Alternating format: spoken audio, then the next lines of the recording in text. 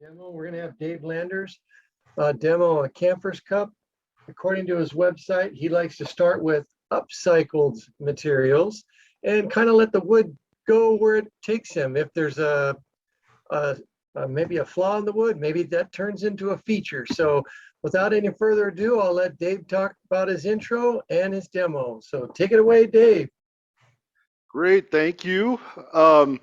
Again, my name's Dave. I live in Estes Park, Colorado. I am about 3-4 miles from the entrance gate to Rocky Mountain National Park. And one of the things I like to do besides wood turning is hiking and backpacking. And that's kind of where some of the inspiration for tonight's demo came from for me. My background, as you said, is I like to do upcycled wood. I like to go find wood. You guys said, oh, you came across some pecan, and I'm thinking, oh, that's pretty wood. That's nice.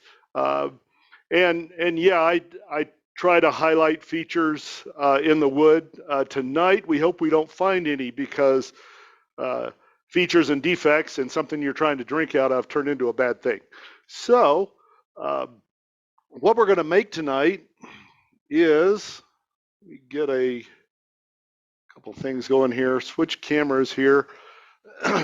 This is my coffee cup that I use when I am backpacking. So this one, I believe, was birch. It was just a chunk of wood I had on my shelf that was about the right size, and I thought, hey, I'll try this out. I had read about a Scandinavian tradition they call a Kuksa, if I'm pronouncing that right, possibly, where they go out in the woods and they find a birch burl and carve it up into a cup and use that. And part of the tradition is that you carve your own cup, or you carve a cup and gift it to someone. So your cup is not supposed to have been purchased. It's supposed to have been either something you made or a gift. And I thought, well, that's a great idea. And so I made this one, and I tried to use it for a while, and it works really good. You can kind of see it's got some patina on the inside. I've got a little evidence here that, okay, let's see, I've had some whiskey and some red wine and some coffee in this cup, occasionally water. And what I started doing was making these, and when I'd go backpacking with a friend for the first time with that person, I'd carry one of these in and then give it to them when usually our backpacking trips, as soon as we get to camp, it's kind of happy hour, and the beverages come out, and so I would gift them their own cup at that point. So we're going to make one of these. We're going to start with a piece of wood. I found some maple in our club's wood lot. I think that pecan you guys found would probably work pretty well. What I look for wood for this project is something with good tight grain. I don't want open pored wood, so I don't want red oak, I don't want ash, I don't want elm. I want something with good tight pores, so it's not going to leak so much. This cup, you saw it had stains on the outside, but it never leaked. It just kind of leached out just that far, and that was all. I've made them out of aspen. This maple should work pretty good. Pecan would work good. So closed pore wood. The second consideration is you don't want anything that you're going to taste. So you don't want a whole lot of flavor coming from your wood.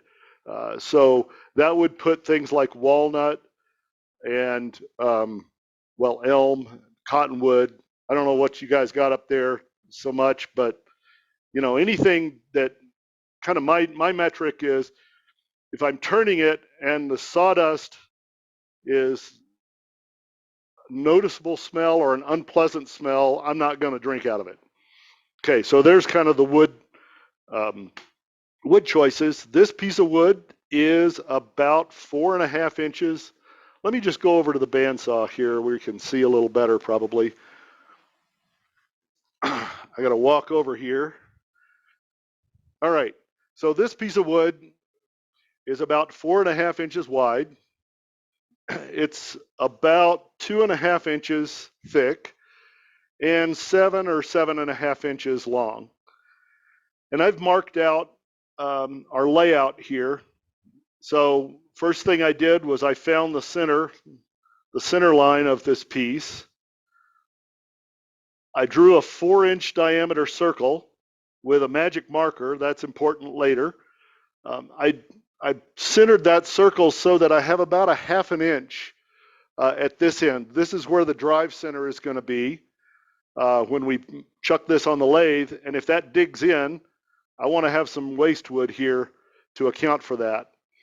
And then I drew out a 1-inch square handle and just kind of tapered some marks for cuts.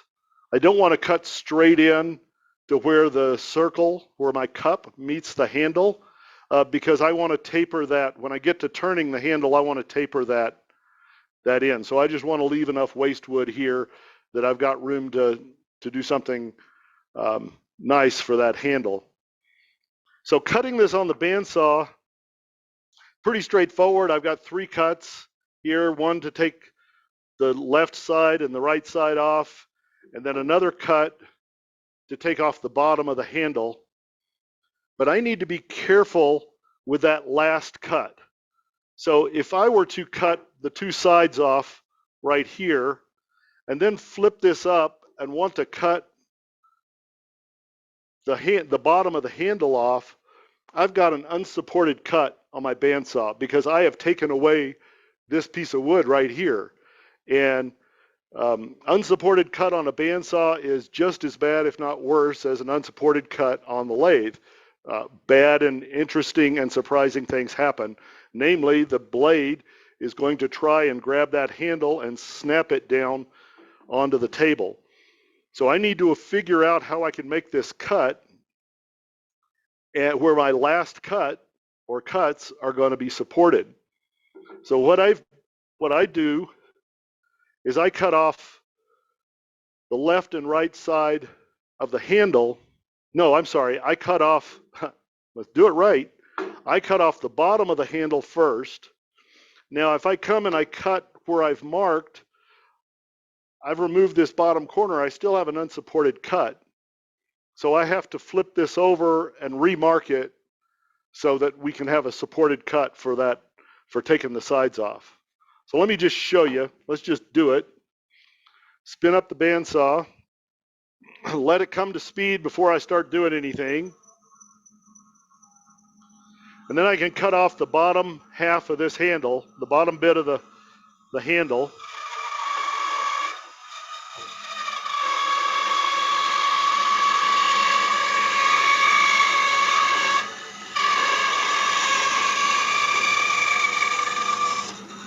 It's important to keep your hands well away, especially from the front of the blade.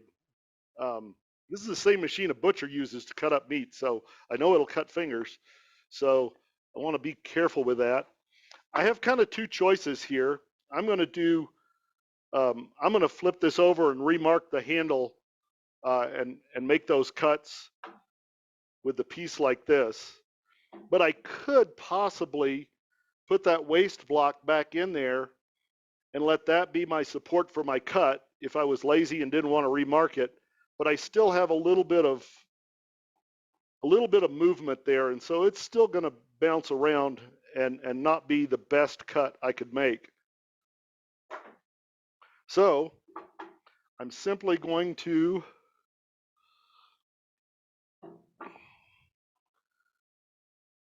transfer these cuts or these lines here, here. This is my 4-inch circle template, just a piece of plexiglass that I cut to 4 inches in diameter. That's what I use to draw that circle on the face. And it's convenient, it's here. So I'm just using it to kind of mark out my angle, my curves there. So now I can cut this. I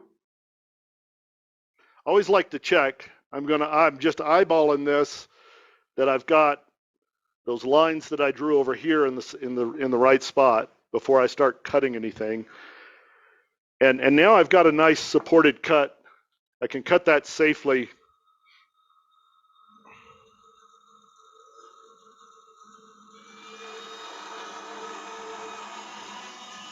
And I don't have to worry too much about hitting the lines or missing the lines, because we're going to put this on the lathe and turn it.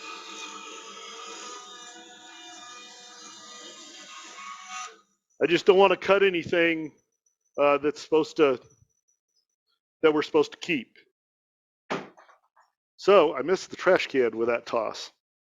So I wasn't too concerned about really staying close to the lines or anything here with those cuts, because this is all going to get turned around.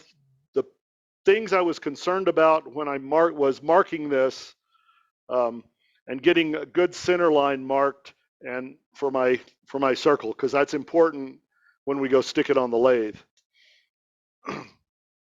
So let's go stick it on the lathe.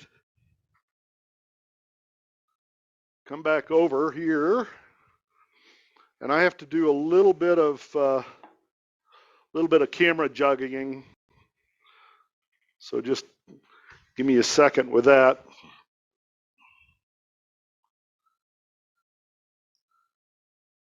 All right. Okay, I'm ready now. So I'm going to mount this between centers. I have punched a hole here along that center line at a ½ inch down. So I've left room for a 1 inch square handle. So I came down a ½ an inch and I punched a small hole here for my drive center. Same thing on the handle. I punched in the center of the handle. So when I put this in, when I mount this between centers, it's aligned down the axis just right. So that will be good. I am using a steb center here. I like them. I find that especially on things that are kind of off balance, or sometimes softer or funky woods, I'm trying to find the center point. And I didn't punch a hole there, so that makes it really, really hard to find. I marked it, but there we go. There we go. I'm just finding the center by feeling for that hole. Anyway, I found that so this piece off center, it has lots of corners. We're going to have a real chunky time here at the beginning turning this. We're going to get a lot of vibration and bounce, and this live center is bound to slip. Or not the live center, the steb center is bound to slip.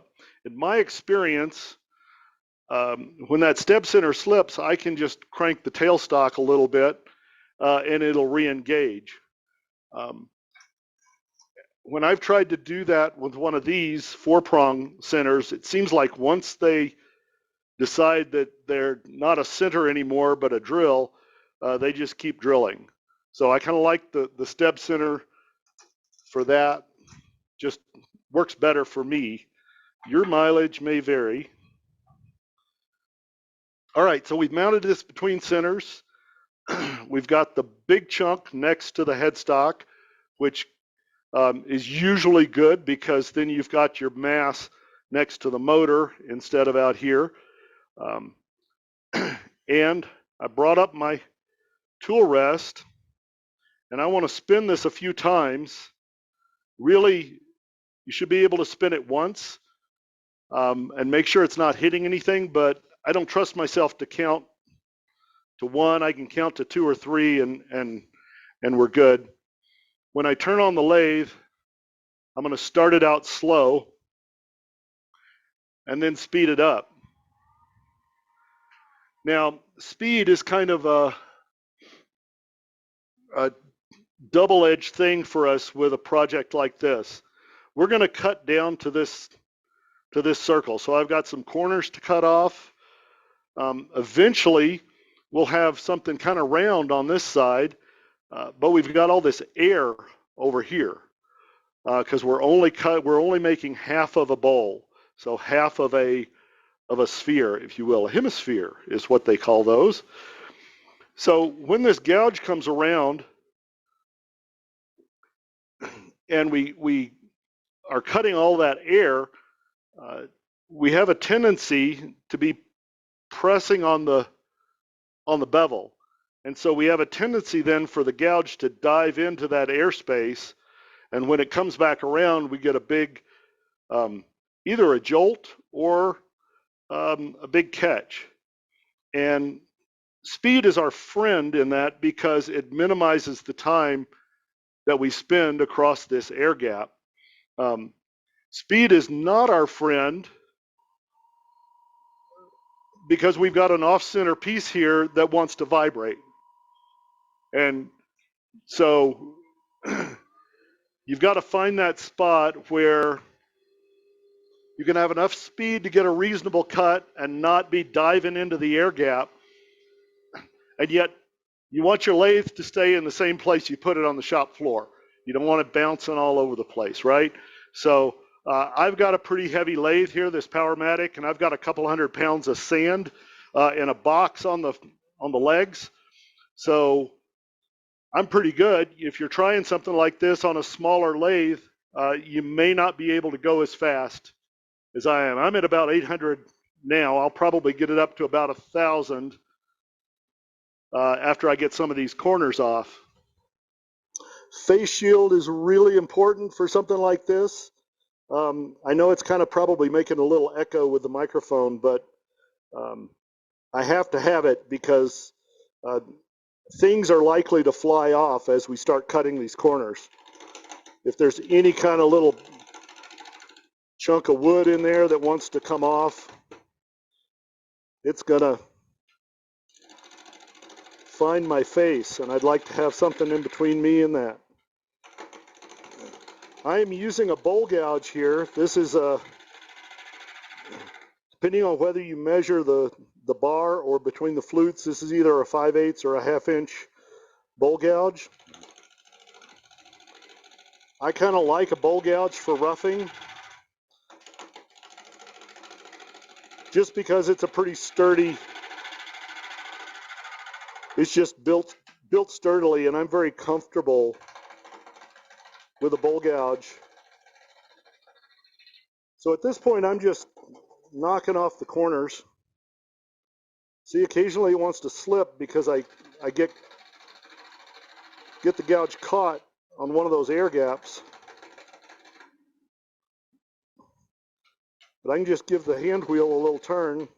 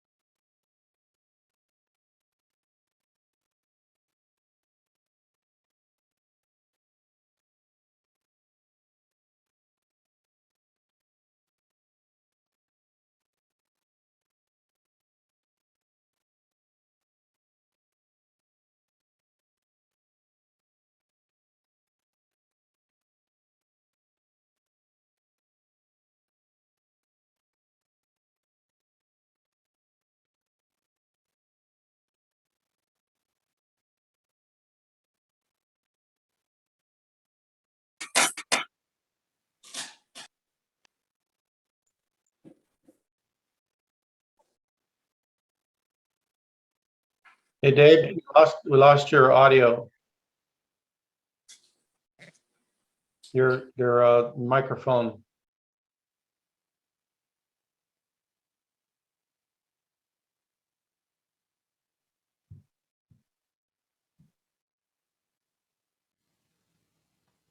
All right. How's that? I switched mics. Yeah, that's good. Now you're back. So we missed the part just as you stopped.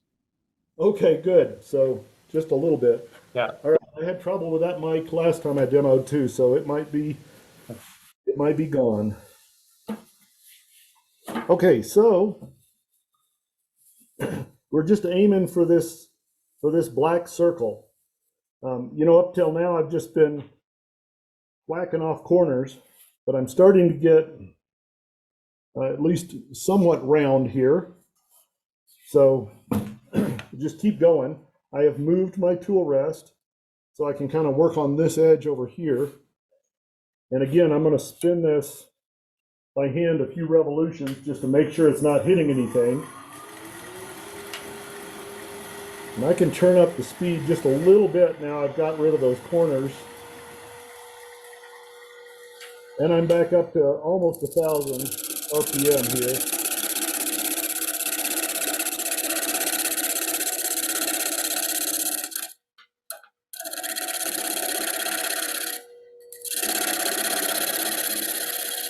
Okay, I'm going to switch gouges. So, I don't know, maybe I'm a rebel. I like to rough out with a bowl gouge, and I'm going to do some finish turning with a spindle roughing gouge. I really like this as a finishing tool on spindle work, not on bowls, but this is spindle orientation, so we're okay. If you're roughing, you generally are holding the nose of the gouge against the wood and knocking off corners. But if you turn the gouge kind of on its side, I can cut with basically that vertical wing of this gouge and get a nice shearing cut, because that angle it's almost, well, it is almost like using a skew, except it's a lot easier to control than a skew. So I can get a nice clean cut with this. And I'm just going to take this down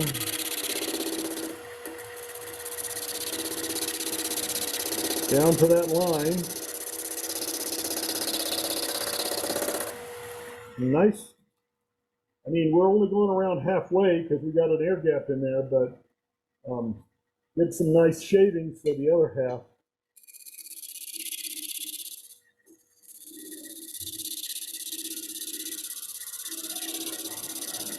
So I am just watching my cut and the black line.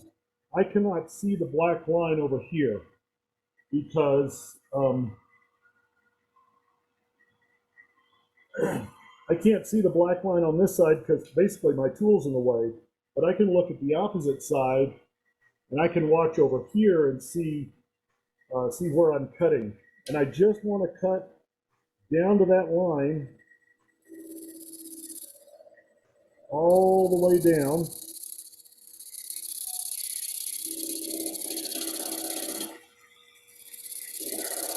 If you've ever done a spear or a ball before, you kind of do the same thing. You turn something that's, well, one of the ways to do it is you turn something that's hopefully close to a ball, and then you remount it in a cup chuck and turn to the shadow line. Well, this is almost the same, except instead of a shadow line, we had a flat spot on there to draw a magic marker line, a Sharpie line. Hey, Dave, I have a couple questions for you. So I guess it looks like a mat that you have underneath it. Is Yeah. that just for the camera, or does that help you also visualize? It also helps me because what I'm trying to see this black line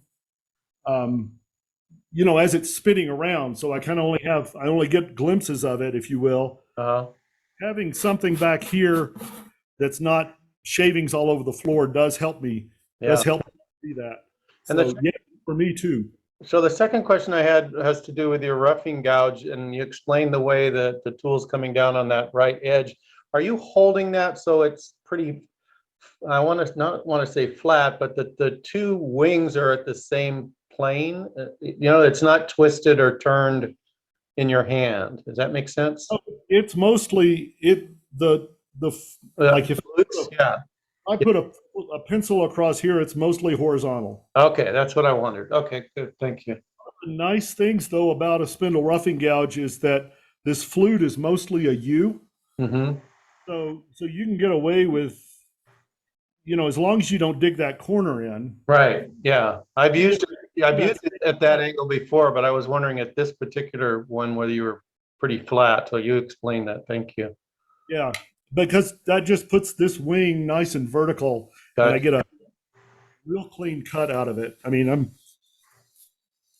I've got a clean cut here. I've got some facets here that are just from me not making it around the curve cleanly.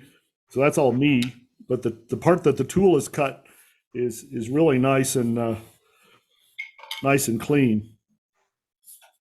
So let me see if I can make one more little pass across here and kind of clean up some of those bumps. Those bumps are a lot harder to see on this project just because I'm only looking at the wood half the time. Face shield. Thank you. Excellent. I normally turn with a respirator, and it's rather inconvenient to take off, and so I just never do. So the face shield is a different habit. All right, so that's okay. I want to make sure that I'm cutting, you know, kind of the same spot all around. You know, if I cut a little extra and I cut to the middle of that line, I just want to make sure I cut the middle of the line all the way around. If I cut to the inside of the line, I just want to do that all the way around so I have a good circle when we're done. Spin that by hand, and we'll take care of this edge over here.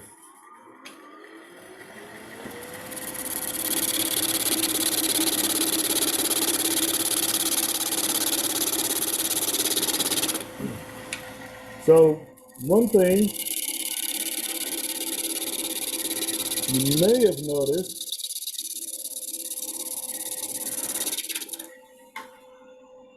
don't know is, but if you notice, I'm turning, I guess what most people call right-handed right now.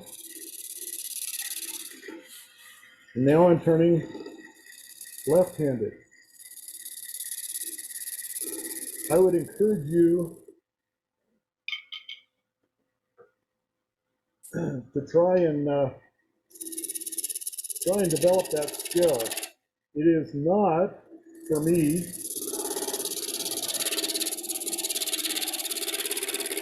it's not an issue of coordination or dexterity, because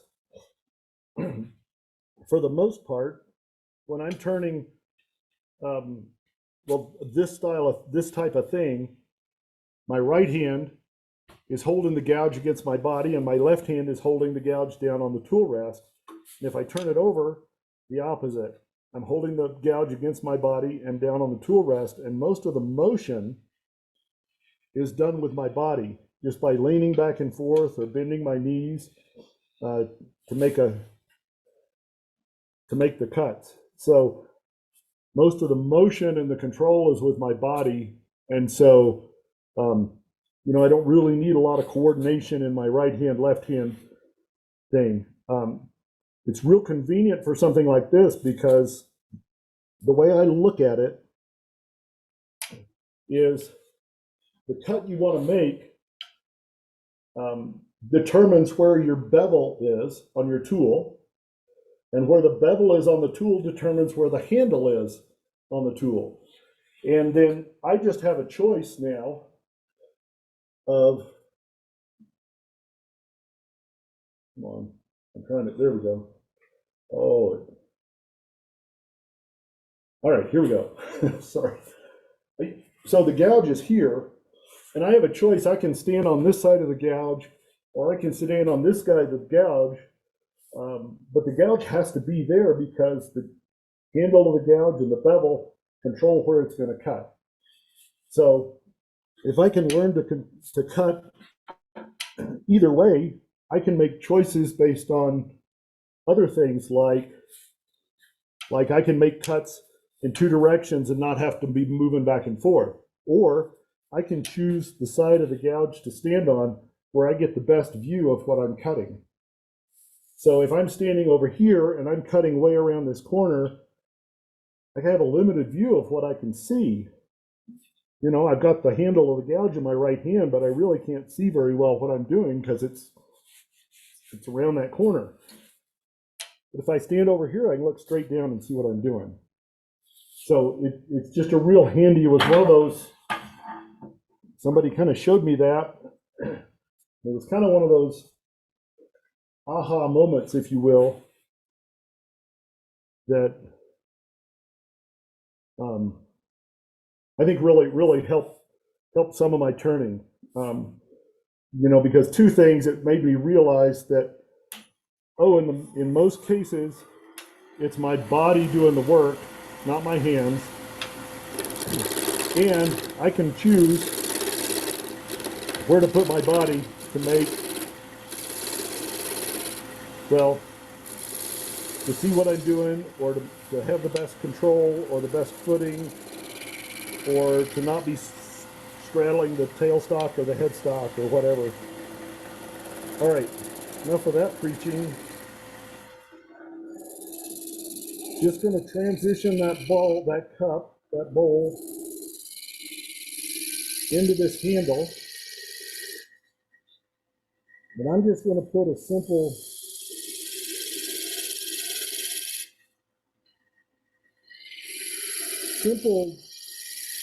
curve on this handle. It'll just come from the bowl down and then come from the end of the handle down to just a big flat wide cove, basically. So you see how when I switch hands with this, I don't have to move my body. So I'm not running back and forth to do either side of this cove. And I really find that convenient. All right.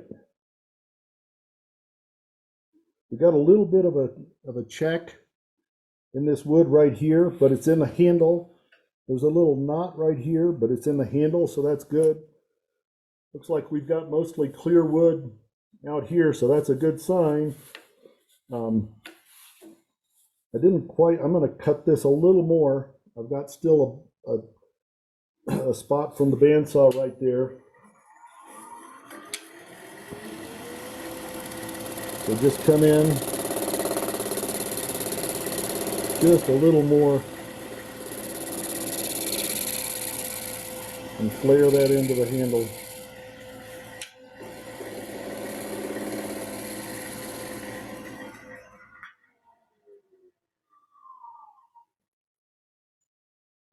Okay, there's still a little left, but I'm going to sand. I like to sand that area anyway.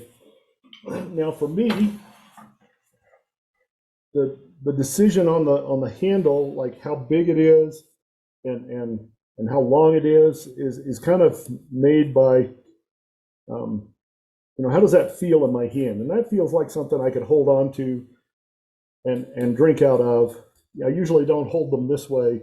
You know, it's usually kind of cupping the bowl, just getting your hand around that handle. That feels nice, and that feels good.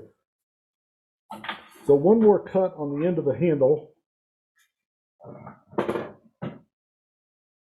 Just a 3/8 spindle gouge. I probably got a 40-degree angle on the nose of this gouge.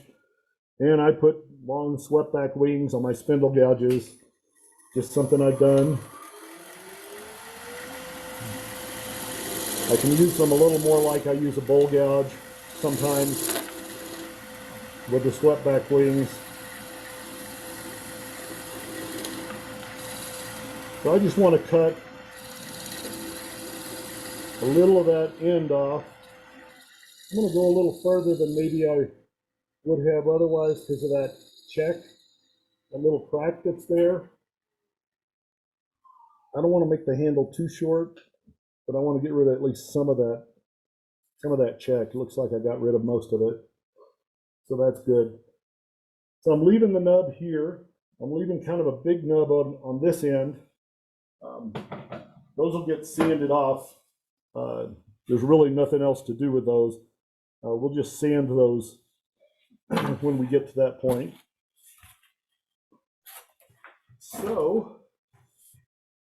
So Dave, while you're changing things up, there was a question in the chat about can you use green wood to make a kuksa if you don't mind a little warping?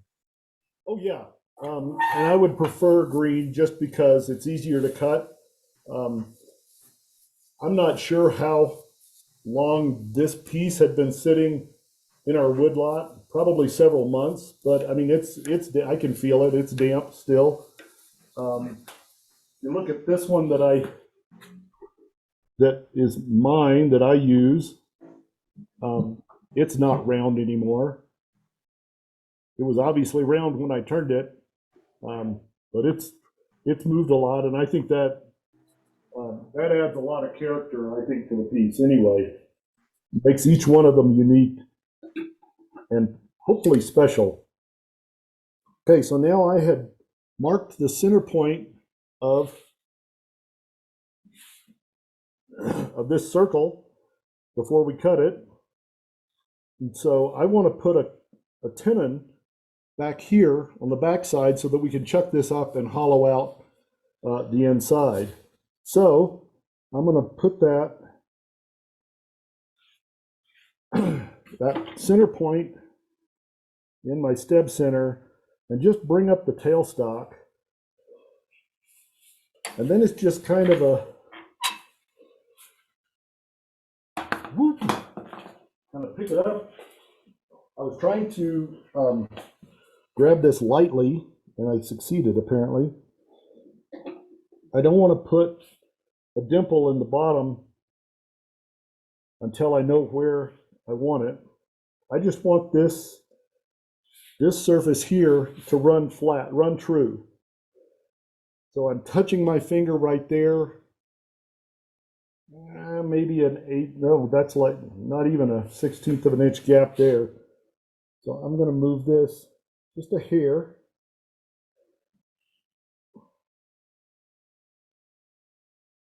Okay, so that's a lot closer.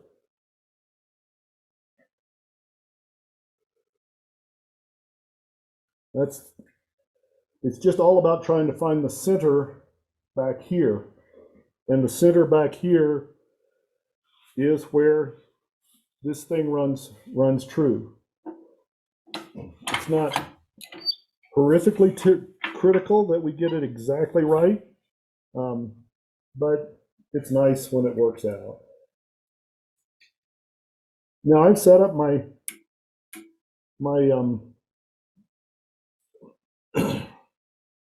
tool rest here perpendicular to the lathe, and I do that intentionally because I want a fence. This tool rest is now my barrier. It's my guard.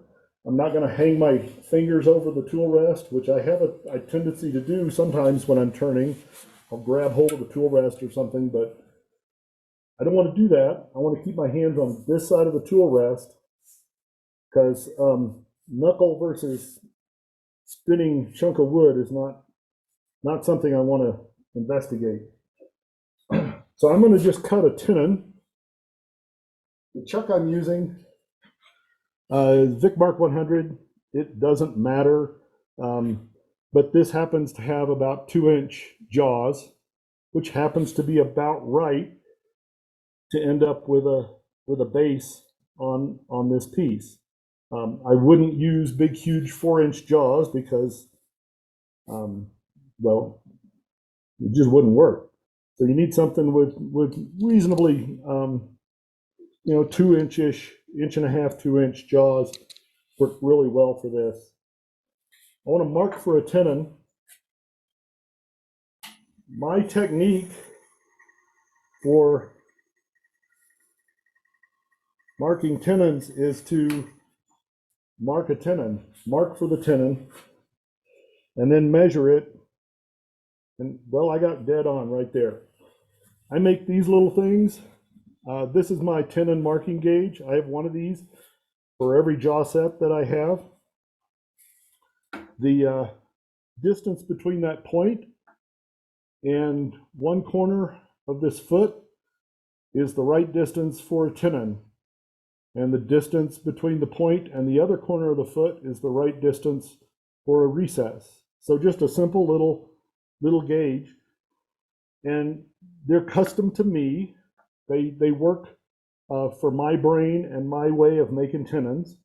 And so they're not necessarily set at the dimension that Vicmark says these chucks work, but it works for me. I don't like holding sharp points of calipers against spinning wood. So my technique has been to mark a circle based on guesswork and then check it.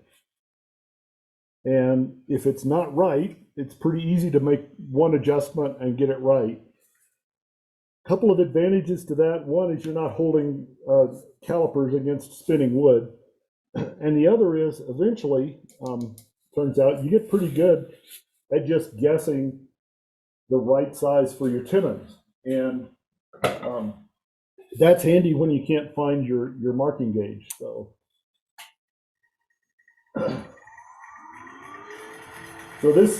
this chuck has a dovetail style of tenon.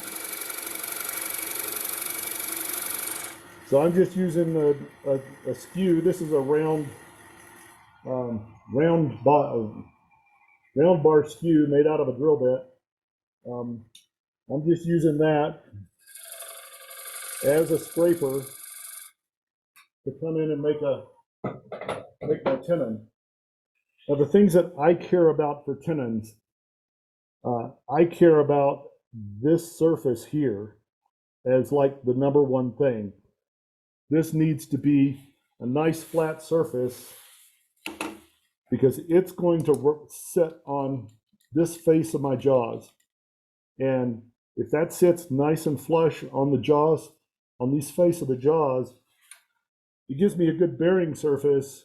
And that is what is resisting this, is going to resist the piece from twisting off the lathe, is that nice flat surface. Obviously, I went to the trouble of making the gauge. I want a nice diameter, and the diameter that I'm choosing for this tenon is so that these jaws make a nice circle. If they open up too big, they're not a circle anymore, and all you get are 8 little points jabbing into your wood. You get a better hold if you can get mostly contact all the way around that circle. And so that is done by making the tenon the right size.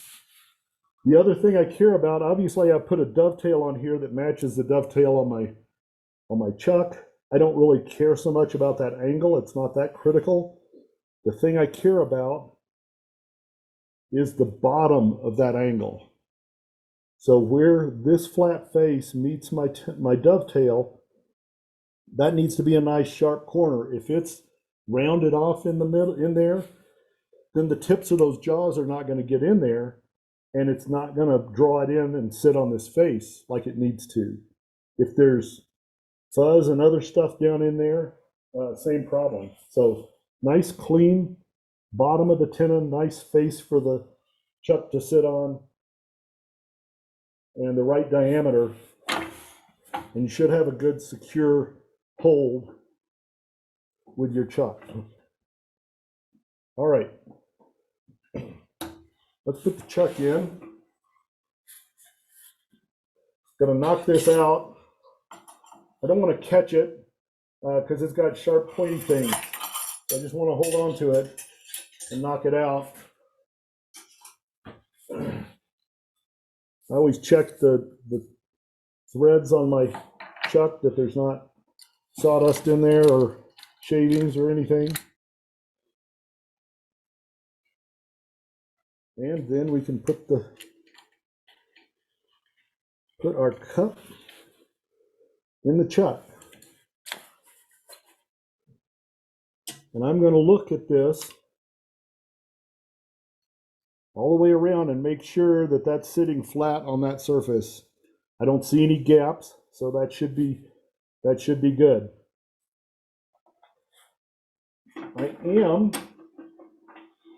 going to bring up the tailstock and have some tailstock support, even though really I can't do much with that tailstock there, but I can get some of this wood gone, and I would like to do that with as much support as possible. Even though I'm confident this tenon is good and is going to hold, why not? It's here, we can use it, and we can get rid of some of this wood. So just because of limited space in here, I'm going to switch gouges yet again. This is a either 1/2 inch or 3/8, depending on how you measure bowl gouge. I like a gouge with a swept back wing. So either Ellsworth or Irish grind, however you like to call it. Just what I'm comfortable with. This is not an important piece of this project, what gouge you use for anything.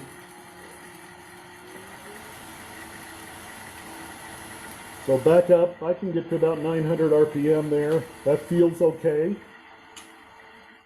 And I can just start cutting from the center out. I can't really cut in like I'm going to later because the tailstock is in the way. But I can make some cuts from the center out towards the edge and just get rid of a bunch of wood.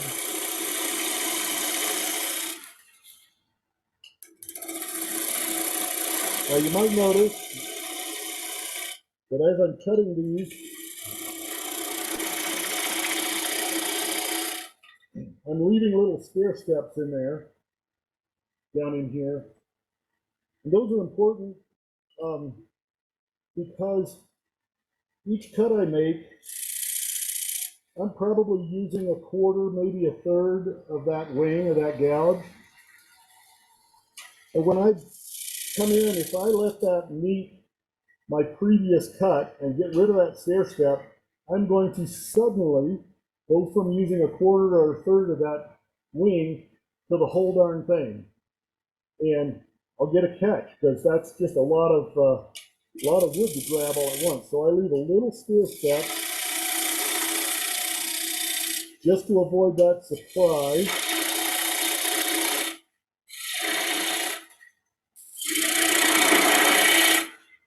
And that is about all the wood I can take away. Here's my large center support. Let's get rid of it. I find this technique of just what I did here, cutting from the center out with the tailstock there, is most valuable when I'm doing a live edged bowl. So a regular bowl, but with a live edge. That irregular edge, you've always got, you're going bark, sapwood, heartwood, bark, sapwood, heartwood, air. You're just cutting random stuff all the time, and have that tailstock support is really helpful. And I can do this and kind of get down below that rough edge of that bowl a little more safely than without the tailstock support. I'm going to swing my tailstock away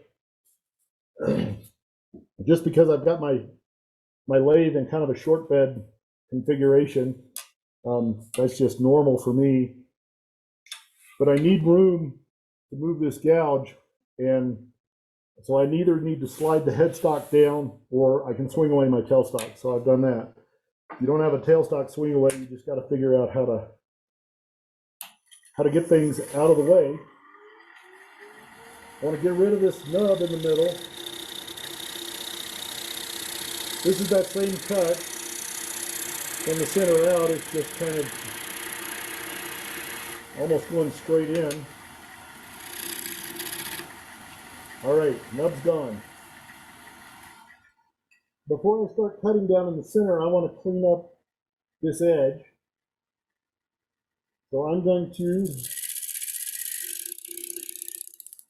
just pull a cut across the edge.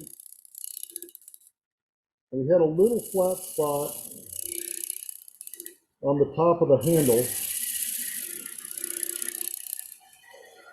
So I'm just trying to feel for that. There's not much cut and a whole lot of air, but just to flatten that up a little bit. You'll note this cut is one I really like. I use it on the outside of the bowls a lot. I've got the handle really low. It's down on my thigh. I mean, not on my hip, it's down on my thigh. And so that puts the wing of this gouge at a really sharp, really high angle, again, to make a nice shearing cut with those little spirals coming off. So two things I did there, just cleared it down to get rid of the Sharpie line and flatten it off with that little spot on the handle. So now it's just a little bowl, and there's a lot of wood to clear out. You got a 4-inch bowl that wants to be 2 inches deep almost.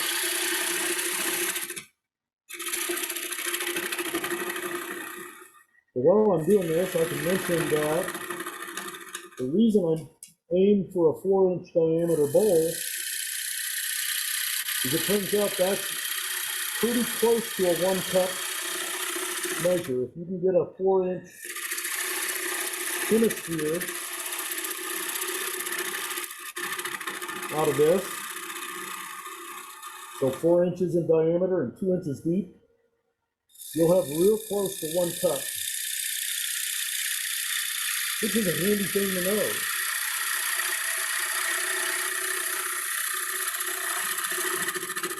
My cup that I use is the only cup that I take backpacking. And so in addition to coffee cup and wine glass and whiskey snifter, it's also my measuring cup for when I'm making my dinners and stuff. So it's real nice to know how much water I need to put in. I'm just feeling with my digital calipers here how I'm not really trying to figure out how deep I've got to go. I'm feeling more for consistency. I can feel how thick this is here. And I can feel that, okay, that gets thicker. That's too thick down there, and it's too thick by about, well, I don't know, about that much, however much it felt like. I find that's the way I usually measure things. I rarely use mechanical calipers.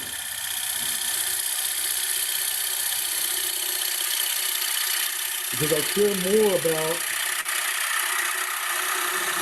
how the thing looks and feels than how it measures.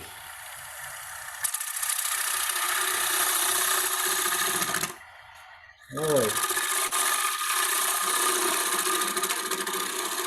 But it is important to stop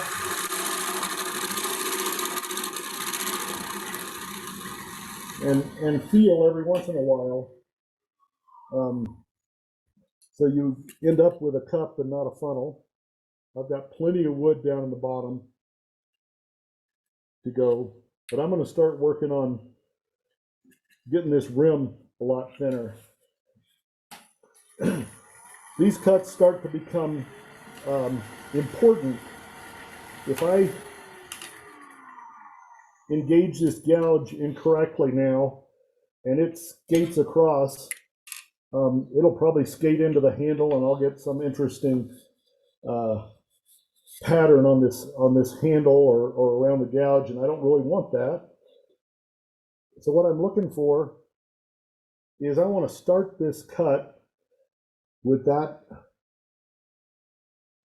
flute. If I put a pencil across the flute, I want it to be totally vertical.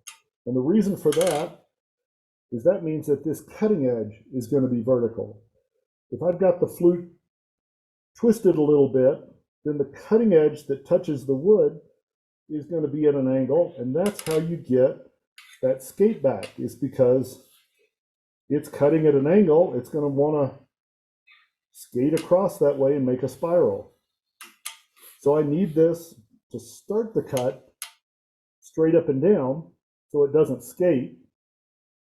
And I also know that this gouge cuts in the direction that the bevel is pointing. So I've got about a 55, whatever, 60-degree bevel on this tool. It's going to cut in that direction that the pencil's pointing. So I can't start this cut like this because I'm trying to cut that way. If I want to cut straight into the edge, my handle has to be way out here so that it's going to cut straight into the edge. So those two things are important to watch when you start a cut on the inside of a bowl. Well, those principles apply all the time. Now that gouge does not cut terribly well. It's just really scraping with the bottom wing like that. But now I've got a little lip cut. And I can twist the gouge because it cuts better this way. But that lip that I cut prevents it from wanting to skate. So that's where we get that whole thing of oh, you got to ride the bevel or float the bevel or rub the bevel. Everybody has a different term for it. But it's all about tool support. That little piece of wood that I cut gives me just enough tool support that I can open up the gouge where it will cut more efficiently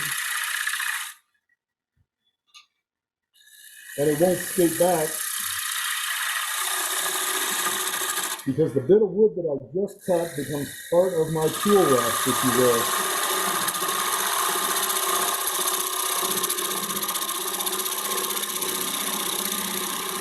Gotta go slow here at the bottom. So you'll just bust through the bottom of your bowl or across that piece. I'm again going to stop and feel, and I like that consistency of wall thickness. I want it a little bit thinner, but what that means is once I've got it consistent all the way down, all I have to watch is, well, I can see over here. You guys might be able to see over here, but I can see over here how much wood I'm cutting off. And if my wall thickness is consistent all the way down, and I cut off the same amount all the way down, I'll end up with a consistent wall thickness all the way down. So I don't have to worry about making funnels or anything, because I know I just take off that much and I'll be fine. And I can just cut that amount of wood all the way down just by looking at how much I'm cutting off, not trying to have to keep track of how much I've left, because that'll just happen automatically. That makes sense? I hope that makes sense to you guys. All right, that's a little bit thicker at the bottom, but I do have some tenon and stuff to take off here. And I do like a little bit of thickness at the bottom. It just helps it sit nicer on the dirt or a rock or whatever you're setting it on. Came pretty close. I'm looking at the consistency of this rim. This was all about, it's a little bit thicker here and a little bit thinner here. It's just fine, but that is all about how accurate those initial marks were and how close I came to cutting to the line all the way around. So that's why that was important to get that all lined up right. I've done better and I've done worse, but this spot's a little bit thick and that spot is just about right. But I am going to sand this anyway because I don't want any sharp. This is the thing I put my lips on, right? This is where you put your mouth to drink on this edge, and I want that to feel good. No sharp edges, no sharp points, and kind of nice, right thickness. Okay, so we've got the inside of this taken care of. We can switch back around. I'm gonna have to bring my tailstock back up because I want to take off this tenon that's on here. Now I could just, and sometimes I do, just sand it off. Just take it over to the disc sander and just sand a big flat on the bottom of that. And that's fine. Mostly that works. Sometimes I like to be a little more elegant with that, or just, I'd rather turn something than sand something. Maybe that's all there is to it. Little piece of scrap wood, waste block from a previous project with a tenon on it in the chuck. This is just a piece of that stuff you put under your kitchen rug to keep it from sliding all around. Found some scraps of that. All that does is just add a little cushion and a little bit of friction. I've got the center point from when we made the tenon already. So that should run pretty true. Just like that. And now I can pull off most of this tenon. Pretty straightforward cuts here.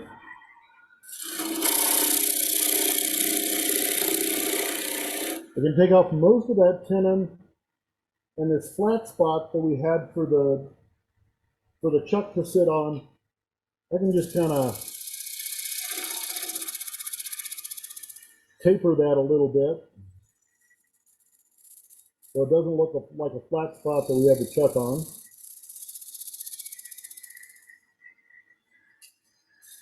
Give this just a little bit of a concave so it has a rim to sit on. I don't want to put a big fancy rim on this. This is an outdoor project, so I don't need a big fancy base on this or anything.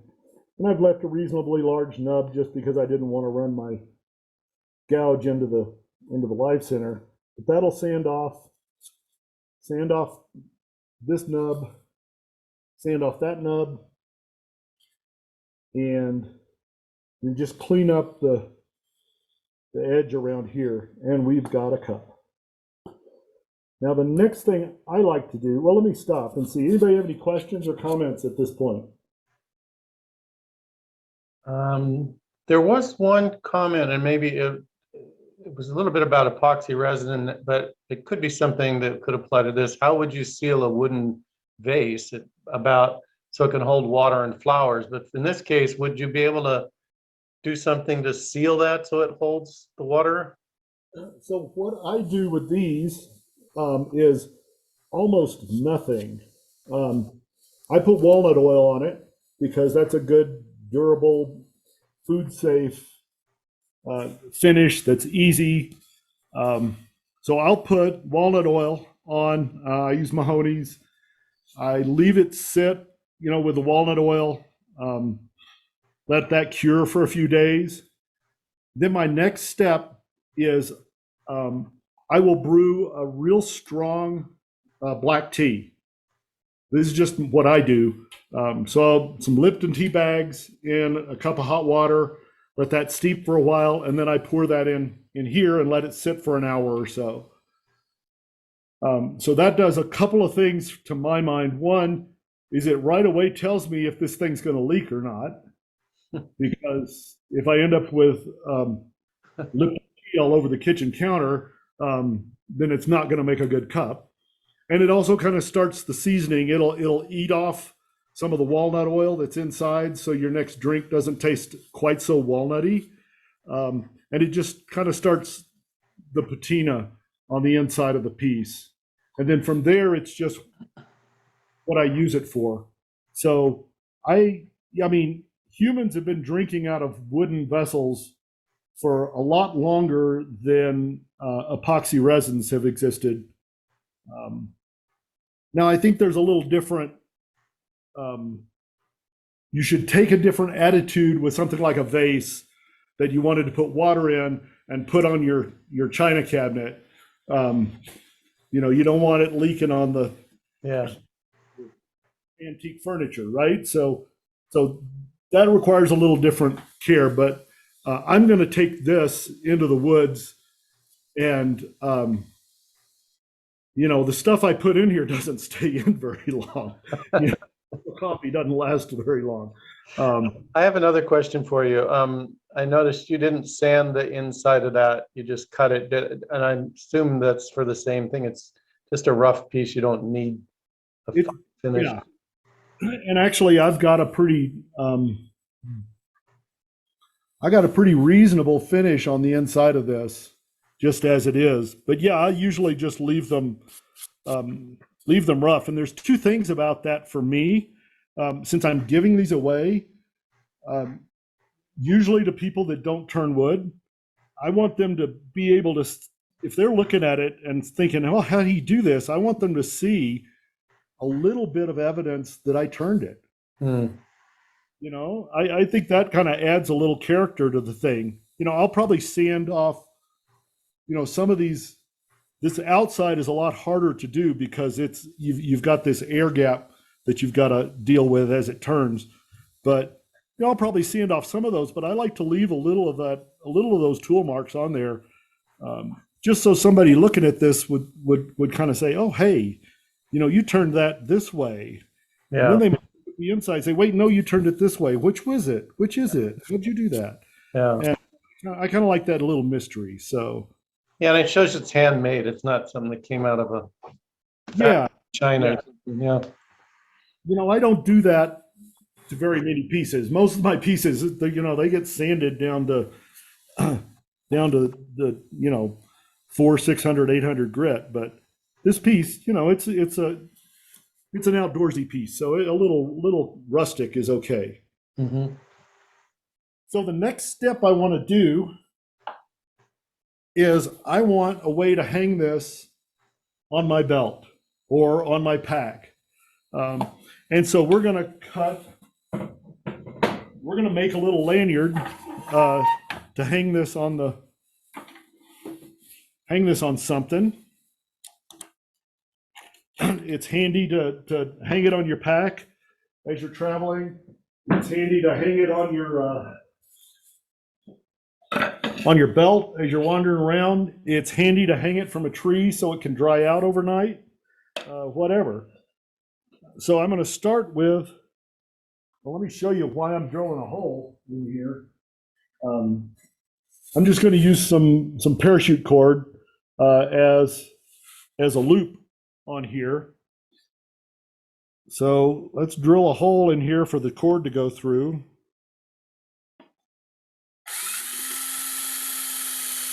I want to be real careful that I'm going to drill kind of slowly because I don't want to bust through the other side of this.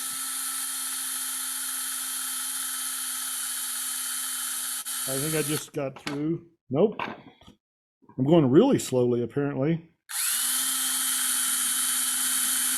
I don't want a lot of tear out when that drill comes out the other side. I've still got some sanding to do on this. I got a little tear out on that piece. I could have come from both sides, but I can also just come back with a countersink and kind of clean that up. You can't see it, but maybe that's intentional. All right, so the way I want this this lanyard to work, let me show you mine. Here's mine that I use. So it's just a real simple cord with a loop and a little button. And so the button goes in the loop and it hangs on something.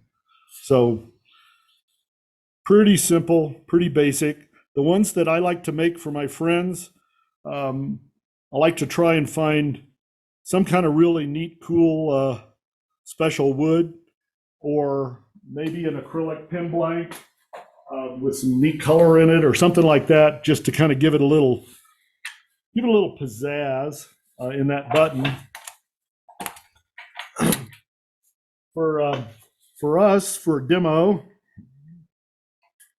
I found a little piece of scrap walnut.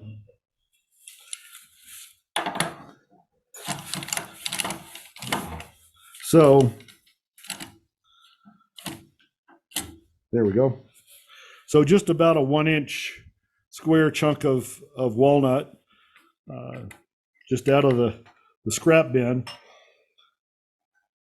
I have this I'm using pin jaws for this. Doesn't really matter. I'm using pin jaws because they work and I have them. If you don't have pin jaws, you can find another way to do this. It just needs to be able to hold this.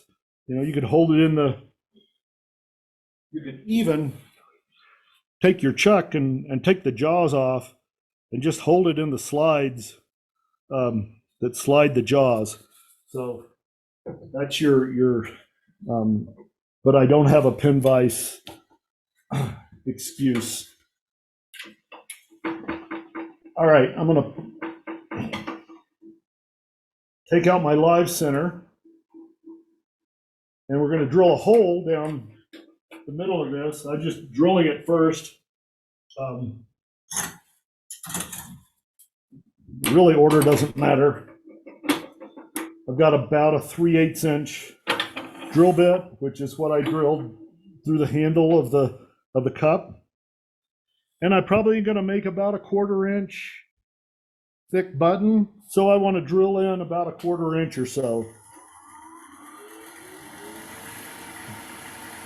So 1, 2, 3, 4 revolutions of my quill handle, my hand wheel, and I've gone in a 1/4 inch. I happen to know that this lathe has a 16 thread per inch screw in the tailstock. So it's real handy to know that, because 1 revolution of this wheel is a 1/16 of an inch. Half a revolution is a 32nd. 4 revs is a 1/4 inch. So handy thing to know about your lathe if you like to measure things without measuring, or if you don't like to measure or whatever. Okay.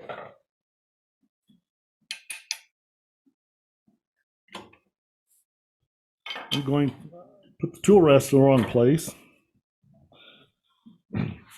Use my roughing gouge just to get rid of these corners.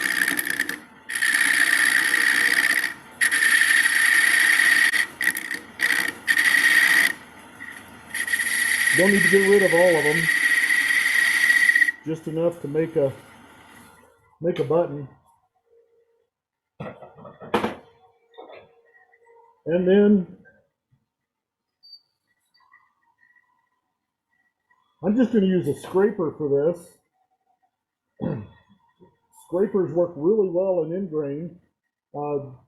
This is a negative rake scraper that I made out of, I don't know, some old tool. It may have been a skew, it may have, I don't know what it was. Just a garage sale tool. I marked top here on the top, just based on how I sharpened it. That was the last edge I sharpened, so this should have the burr on it. Since there's no obvious top or bottom to this tool, I just marked it.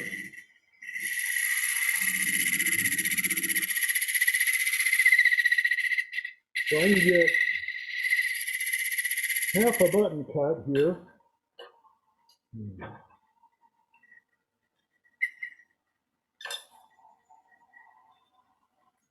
Get to the top side.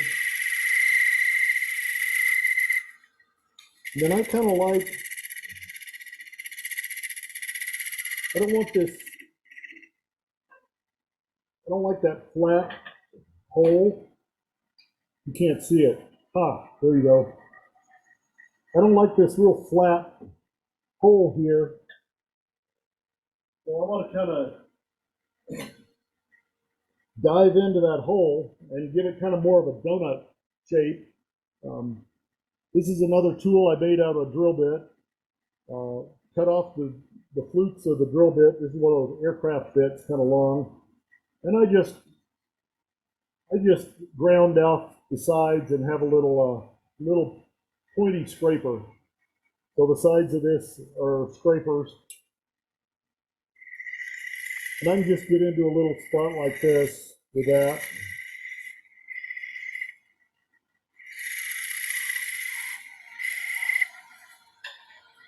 Again, you can use whatever tool you happen to have. I'll keep those out.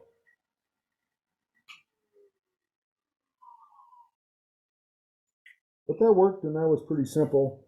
I'd probably sand this normally at this point. It's got a pretty reasonable surface on it. So now I'm going to part this off about a 1/4 inch thick.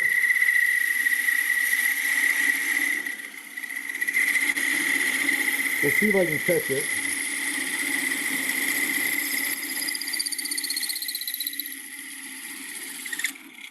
Of course not.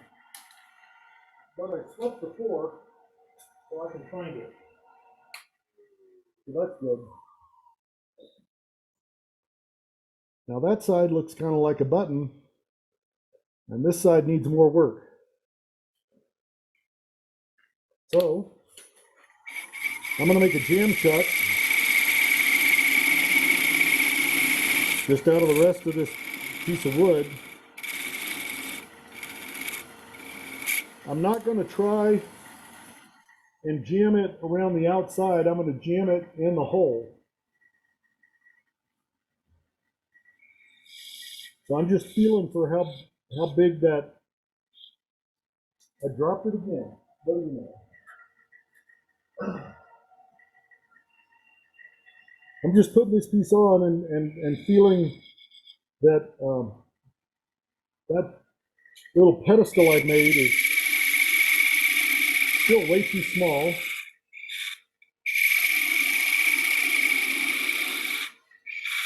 I'm cutting this pedestal kind of cone shape so that when I put this on, yeah, there we go. I've just made, I don't know if you'll be able to see that or not. Nope, you won't. You have to trust me. I pushed this on and I got a very light burnish line right there that now tells me the diameter I'm after. With this little nub, cut the end off because it doesn't need to be that long.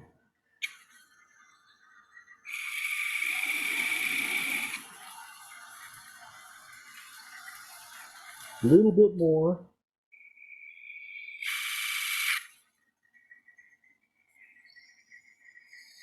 There we go.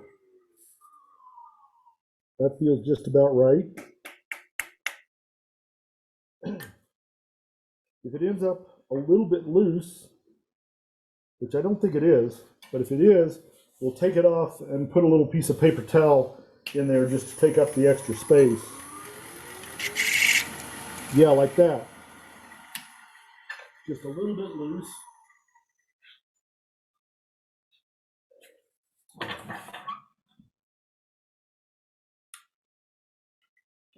Actually, I'm going to do two things. No, I'm not. That seems in there. If that doesn't do it, we'll just spray a little water on it, and that'll swell enough of the wood fibers and the paper towel that it'll be solid in there. But this doesn't need a whole lot of, I mean, we're not really making any aggressive cuts here, so it's squealing a little bit just because of how far away it is from the chuck jaws.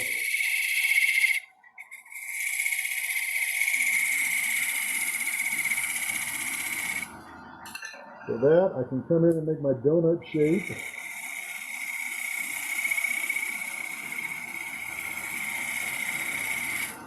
And that's kind of another one of those, how did he make that thing? You know, I want this button end up without any evidence of how I held it on the lathe. So now we can maybe get it off. There we go. All right, so button, little donut shape on either side. So now I can take my, this is a piece of parachute cord. It's about a foot and a half long. I just tied a loop in one end that I could make that loop a little bit smaller for that button to fit snugly in, but this will work. Feed the other end through the hole in the cup.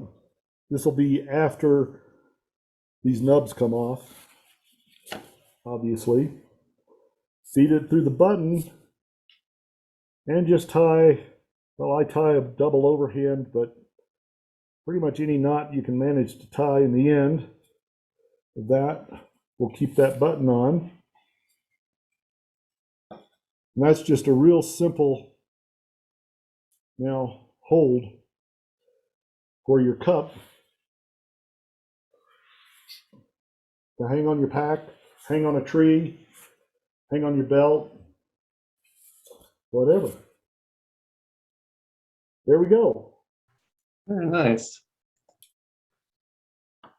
And what do you use to use a belt sander? What do you use to knock off those nubs? And Yeah, I've got a stationary disc sander, okay, the Harbor Freight version, but it works to take these off. The other thing that I will use, if I did need to, if I did need to sand any on the inside, or probably when I'm working on this rim here, is I'll just put a sanding mandrel in a Jacob's chuck and put that in my headstock. right. Run it like that. So pretty much anything that'll, it'll take wood off. Right.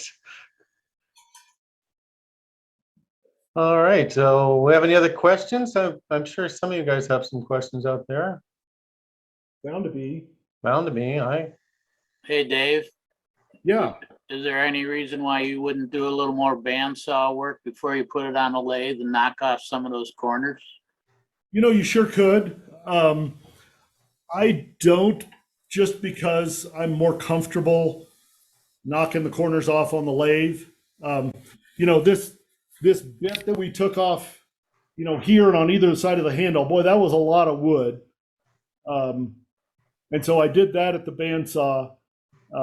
Sometimes I'll knock the corners off, but usually I'm just as I'm probably more comfortable and feel safer doing that at the lathe as long as I've got my face shield on. Mhm. Makes sense. It's a scary machine sometimes. Yeah, I've used that analogy about the butcher to other people too. I said, it's the piece in my shop that scares me the most. Yeah, they're cutting up. Cows and stuff. Really. I mean, obviously, it for me. My bandsaw gets as much or more respect than the table saw, Yeah, yeah. and part of it is just because it is a sneaky machine. It looks really safe. Mhm. Yeah, bite you. Hey, Dave, I know this is a rough project like a camping cup. Have you done any more decorative work though on them? Not on these. I have made other um, drinking vessels. I do another thing. This is not really um, good one, but I make shot glasses out of white oak. Uh-huh. And these get very little finish, nothing but burn on the inside, and I've got a little oil-based finish I use on the outside that's food safe. I really like I kind of like that. Hey, it's wood. Cavemen drank out of wood All right. vessels. Why can't we? Yeah. Well, and a shot glass is not going to be in liquid in there that long either. So Oh, that's right. I actually tell people that. I said if it starts leaking, you're not drinking fast enough. So that's a cute line.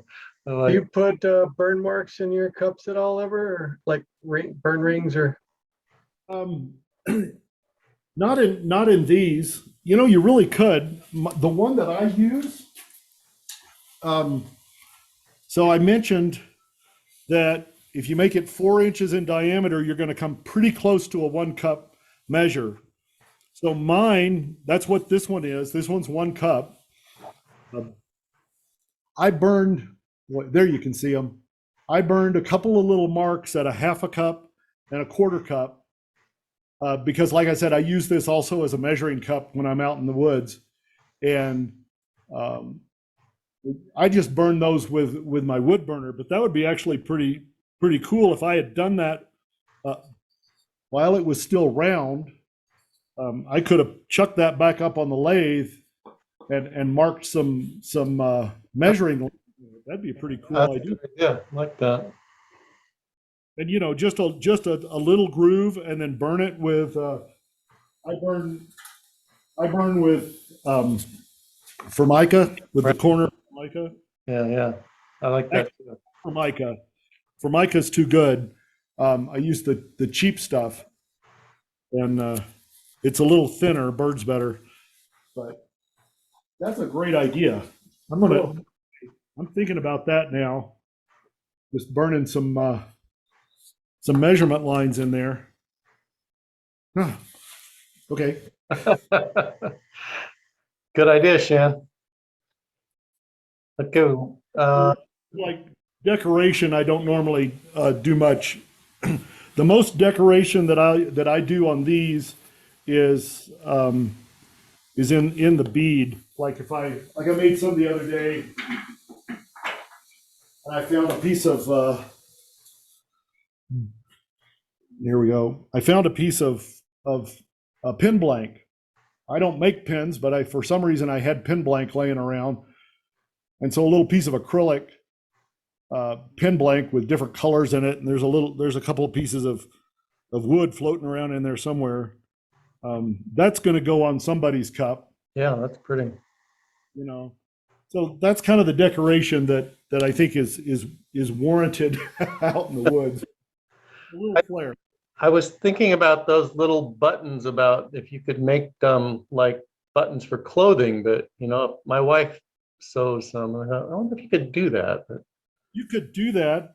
This is exactly almost how a frontiersman coat would button. yeah, gotcha. a little loop, probably leather, and a little button on a short cord, and that's actually how a frontiersman's coat would be buttoned. Oh, okay. So you're onto something else there, Huh. and those are real easy to make. Yeah. And I would say, so I cut the button and then I custom made the little nib Yeah. for a chuck. The jam chuck. Yeah. If you're drilling the hole in the buttons, you can probably reuse that jam chuck for half a dozen buttons before it wears out. Yeah. Yeah. I like that idea of jam chucking in the inside of the buttonhole. That was smart. I've done some key rings and stuff where I'm holding from the outside, and yeah, it's a little harder to work with. Yeah, well, and then you're limited. You Can't go all the way around. Yeah. Yeah. Yeah. And the trick is, if it doesn't quite fit, put a little paper towel on there. Mm-hmm. Doesn't quite do it anymore, spray that with a little water, Mm-hmm. and it'll hold better. So, if you get that just right and you jam on a couple and it kind of wears out a little, well, then you can stick the towel in there, use it a little bit, and if that wears down a little more, use out of one little nip there as a jam chuck. Yeah, that's good. All right. Unless I hear some other questions, I think we're going to let Dave go to bed. I've got some comments about great demo, nice camera work. So, Thank you. all right, I'm going to remove that spotlight, just kick it back in a gallery mode for me. So everybody, thanks for that. Stay around. Shan's got some more announcements for the club, and then we're going to go talk about our president's contest. Dave, the contest this month was make something that starts with an S. It was really simple. So, yeah. Yeah, great demo, Dave. Thank you very much. Okay, guess he's checked out. All right. Enjoyed it. Okay. Great. Thanks.